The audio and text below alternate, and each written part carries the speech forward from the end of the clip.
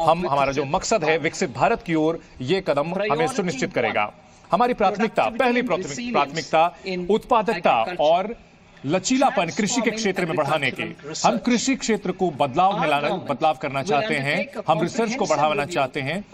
हमारी सरकार ने एग्रीकल्चरल रिसर्च यानी कृषि के क्षेत्र में रिसर्च को आगे बढ़ाया है ताकि हम जो है उत्पादकता को बढ़ा सकते हैं, यानी प्रोडक्टिविटी को बढ़ा सकें, और साथ ही जलवायु के साथ हम जो है तालमेल बिठा करके आगे बढ़ सके।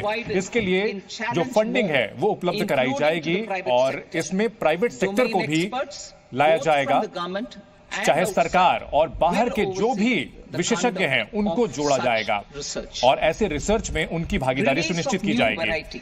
नई जो वैरायटी है वो लाई जाएगी और कई ऐसी वैरायटीज जो कि जलवायु से जुड़ी हुई हैं उनको लाया जाएगा। अलग अलग जो उत्पाद हैं उनको लाया जाएगा और किसानों को इससे मदद मिलेगी। नेचुरल फार्मिंग यानी प्राकृतिक खेती को हम फोकस दे रहे हैं। अगले 2 साल में 1 करोड़ जो किसान हैं उनको पूरे देश में प्राकृतिक खेती की ओर हम ले जाएंगे और इसके लिए उनको सर्टिफिकेशन उपलब्ध कराया जाएगा, ब्रांडिंग उपलब्ध कराया जाएगा और ऐसे में जो अमल में लाया जाएगा। जो हमारे वैज्ञानिक संस्थान हैं और जो पंचायत हैं उनकी सहायता से ये लक्ष्य हासिल किया जाएगा और बायो इनपुट रिसोर्स सेंटर भी स्थापित किए जाएंगे। Missions for pulses and oil seeds, दाल और तिलहन के लिए हम मिशन मोड में आगे बढ़ेंगे।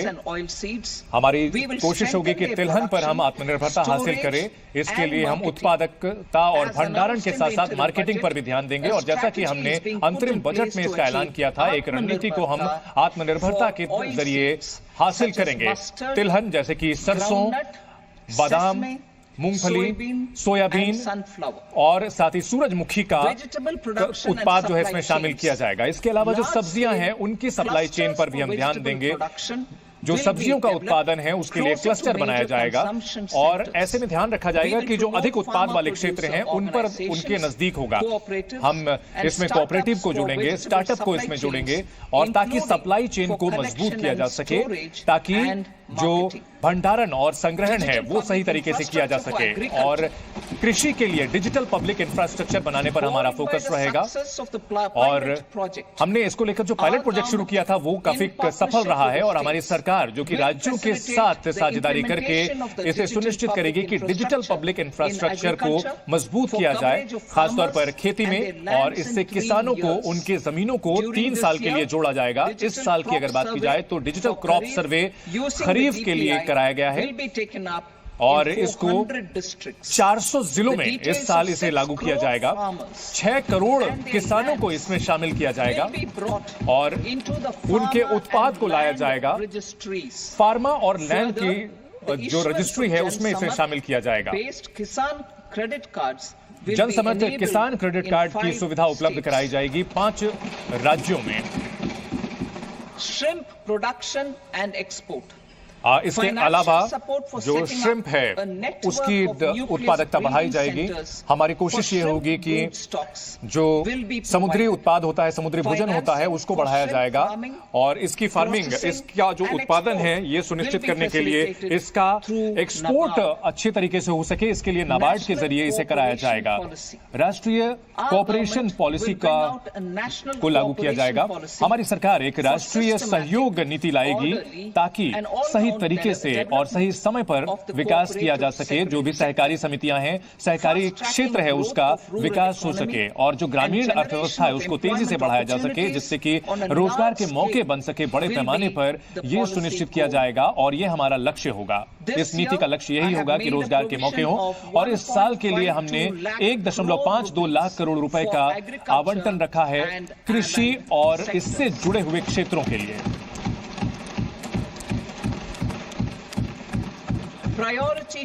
और इसमें हमारी दूसरी प्राथमिकता होगी कि रोजगार और कौशल विकास, ऐसे रोजगार जिससे कि एम्प्लॉयमेंट लिंक्ड इंसेंटिव दिए जाएंगे। हम 3 स्कीम्स को शुरू करने जा रहे हैं जिससे कि रोजगार का मौका अगर बनता है तो उससे फायदे मिलेंगे।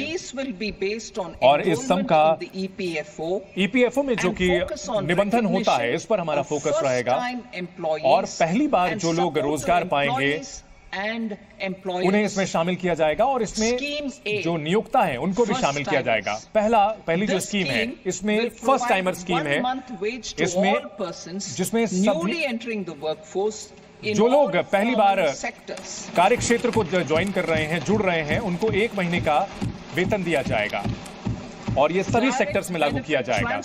और इसमें डीबीटी यानी डायरेक्ट बेनिफिट ट्रांसफर 1 महीने की जो सैलरी है वो 3 इंस्टॉलमेंट में 3 किस्तों में दी जाएगी, ईपीएफओ में शामिल की जाएगी। इसमें जो पात्रता की सीमा होगी वो लगभग 1 लाख रुपए प्रति महीने तक की होगी। इस स्कीम से यह उम्मीद की जा रही है कि 2 करोड़ 10 लाख युवाओं को इससे फायदा मिलेगा।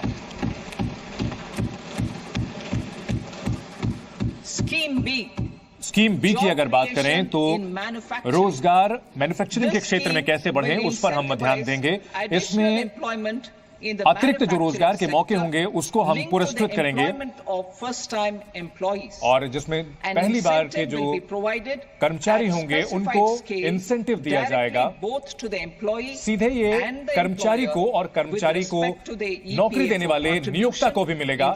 ईपीएफओ के कंट्रीब्यूशन के माध्यम से शुरुआत के 4 साल में फायदा मिलेगा और इस स्कीम से 30 लाख युवाओं को फायदा मिलेगा जो पहली बार वे रोजगार पाएंगे और इसके अलावा उनके रोजगार देने वाले नियोक्ताओं को भी फायदा होगा। स्कीम सी की अगर बात करें तो इसमें जो नियोक्ता है यानी जो नौकरी दे रहे हैं उनको फायदा मिलेगा। इसमें अलग अलग सेक्टर्स के सभी नियोक्ताओं को फायदा मिलेगा। 1 लाख वेतन वाले लोग जो हैं उसको इसमें शामिल किया जाएगा। सरकार इसमें एम्प्लॉयर्स को 3,000 रुपए प्रति महीने रीइंबर्स करेगी यानी वापस करेगी। अगले 2 साल के लिए उनके ईपीएफ के क्षेत्र में वापस किया जाएगा। इसमें इस स्कीम से अतिरिक्त रोजगार को पुरस्कृत किया जाएगा और 50 लाख लोगों को अतिरिक्त रोजगार मिलेगा। और इसमें जो महिलाओं की भागीदारी कार्य क्षेत्र में बढ़ सके, हम ये सुनिश्चित करेंगे कि महिलाओं की भागीदारी काफी ज्यादा बढ़े। इसके लिए हम विमेंस हॉस्टल बनाएंगे। इसके लिए हम जो इंडस्ट्री है उनके साथ सहयोग करेंगे।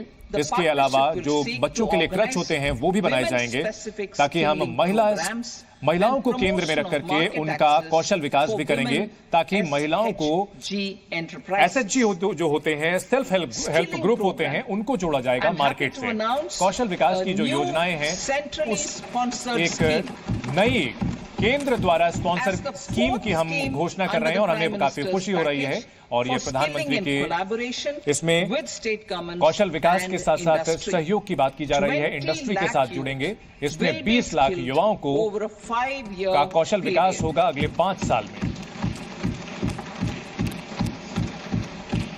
1,000 industrial training 1,000 industrial training institutes को उत्कृष्ट बनाया जाएगा, उनको आगे बढ़ाया जाएगा, जिसका मकसद है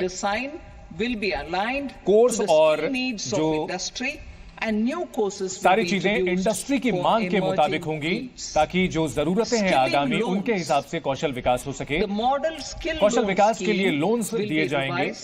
जो हमारी मौजूदा स्कीम है उसको बेहतर किया जाएगा जिसमें 7.5 लाख रुपए तक दिए जाते हैं और इसमें सरकारी प्रोत्साहन के जो फंड होते हैं उनका इस्तेमाल होगा।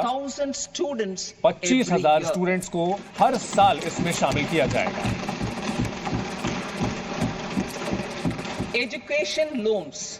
एजुकेशनल लोन की अगर बात की जाए, शिक्षा क्षेत्र के लोन की बात की जाए तो ऐसे युवा जो कि किसी भी तरह के सरकारी स्कीम्स का फायदा पाने के पात्र नहीं हैं, ऐसे युवाओं के लिए हमें ये काफी खुशी हो रही है ऐलान करने के लिए कि उनको 10 लाख रुपए तक का लोन दिया जाएगा।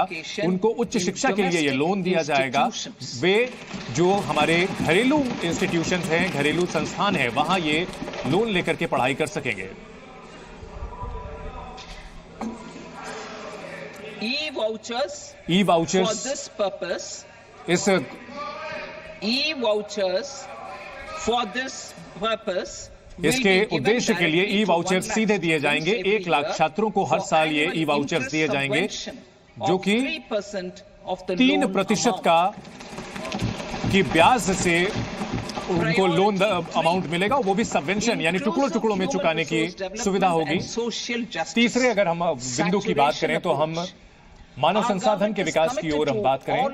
हमारी सरकार जो है वो ये इस बात को लेकर के पूरी तरह से सुनिश्चित करना चाहती है कि हम सभी का विकास करें, खासतौर पर किसानों का, महिलाओं का, युवाओं का विकास हो, ताकि जो सामाजिक न्याय है वो समुच्चय रूप से हासिल किया जा सके। और हमारी ये कोशिश है कि जो सभी पात्र लोग हैं वो अलग अलग सरकारी योजनाओं का फायदा उठा सकें, चाहे वो एजुकेशन से जुड़े हों, स्वास्थ्य से जुड़े हुए हों, ताकि वे सशक्त बने, ताकि उनकी क्षमताओं का विकास हो सके।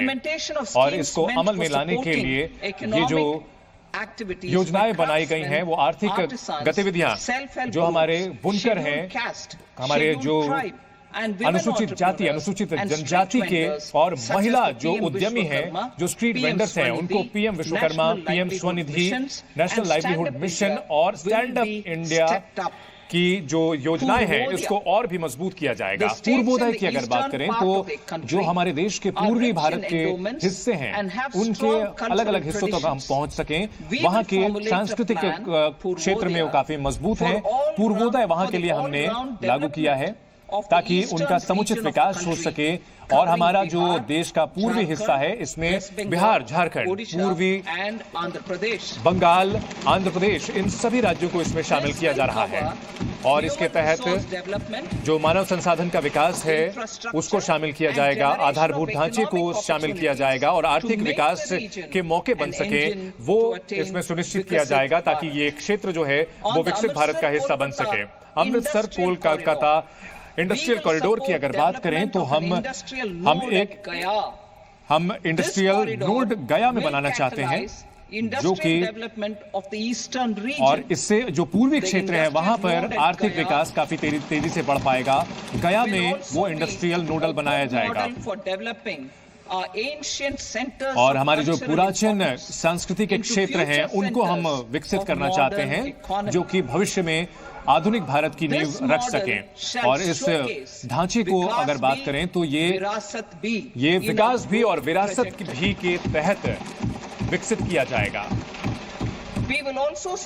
और हम इसके अलावा जो सड़क निर्माण की योजनाएं हैं उसको आगे बढ़ाएंगे।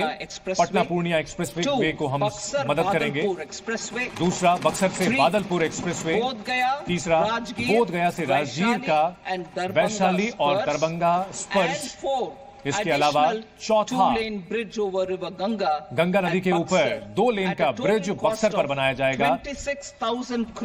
ये 26,000 करोड़ की लागत से ये परियोजनाएं बनाई जाएंगी।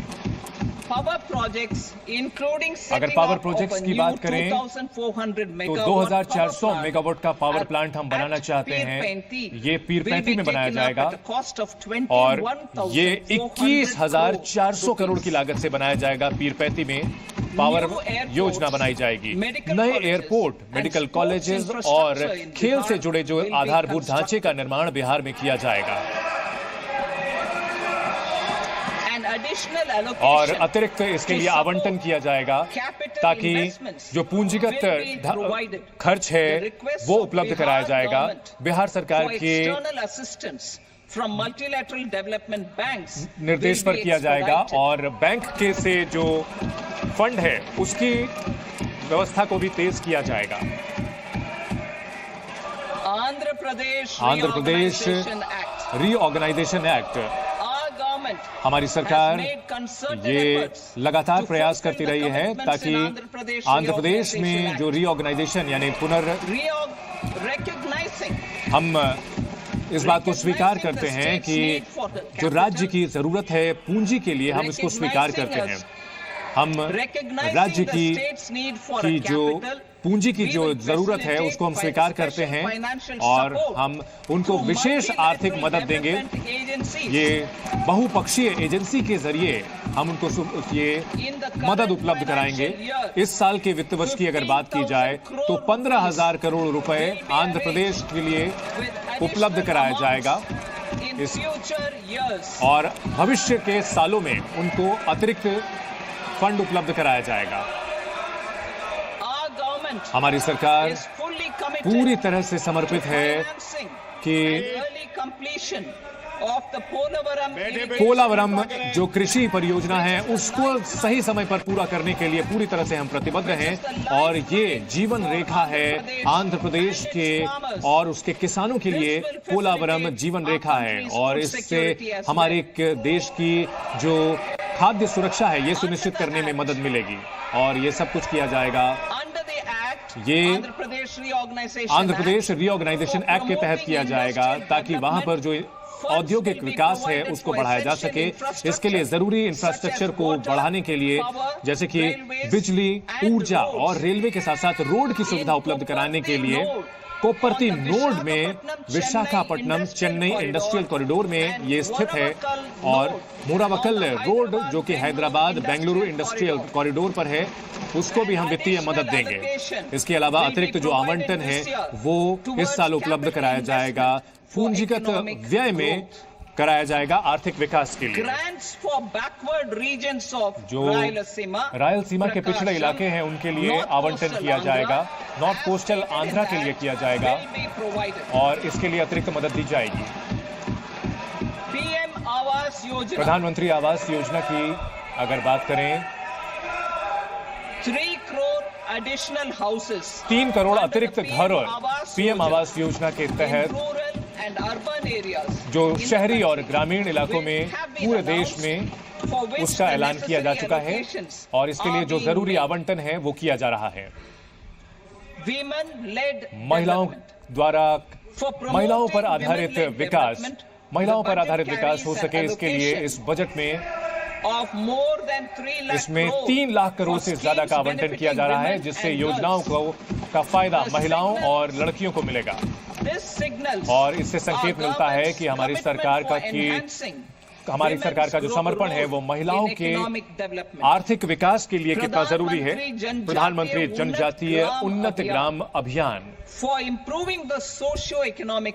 हमारी कोशिश है कि जो जनजातीय समुदाय हैं उनका सामाजिक विकास हो सके और इसके लिए हम प्रधानमंत्री जनजातीय उन्नत ग्राम अभियान को शुरू कर रहे हैं ताकि इसमें जो आदिवासी परिवार हैं और जो आदिवासी बहुल इलाके हैं, जो गांव हैं और जो ऐसे आकांक्षी जिले हैं वहां पर इन्हें लागू किया जाएगा और इसमें 63,000 गांवों को शामिल किया जा रहा है और 5 करोड़ से ज्यादा आदिवासी आबादी को इसका फायदा मिलेगा। उत्तर पूर्व के इलाकों में बैंक ब्रांचेस की बात अगर करें तो 100 से ज्यादा पोस्ट पेमेंट ब्रांच की सुविधा जो है वो उत्तर पूर्व में की जाएगी ताकि वहां जो बैंकिंग सेवाएं हैं उनका विकास हो सके, उनका विस्तार हो सके। इस साल हमने इसके लिए निर्धारण किया है 2.66 लाख करोड़ रुपए ग्रामीण विकास के लिए किया है जिसमें कि ग्रामीण आधारभूत ढांचा भी शामिल है।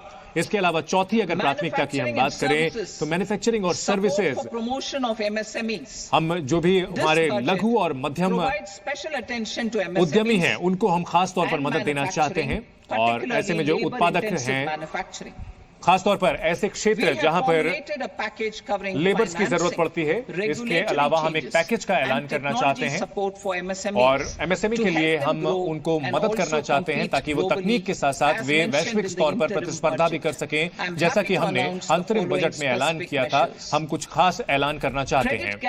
क्रेडिट गारंटी स्कीम एमएसएमई के लिए, मैन्युफैक्चरिंग सेक्टर के एमएसएमई के लिए हम क्रेडिट गारंटी स्कीम का ऐलान कर रहे हैं।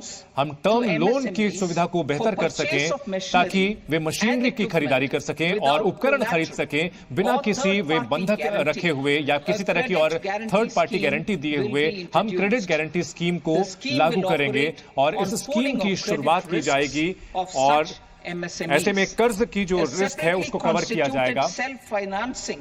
इसके अलावा सेल्फ फाइनेंसिंग गारंटी फंड को भी हम लागू करेंगे ताकि सभी जो इसमें प्रतिभागी हैं उनको फायदा मिल सके, चाहे वो बड़े अमाउंट पर लोन लेना चाहें।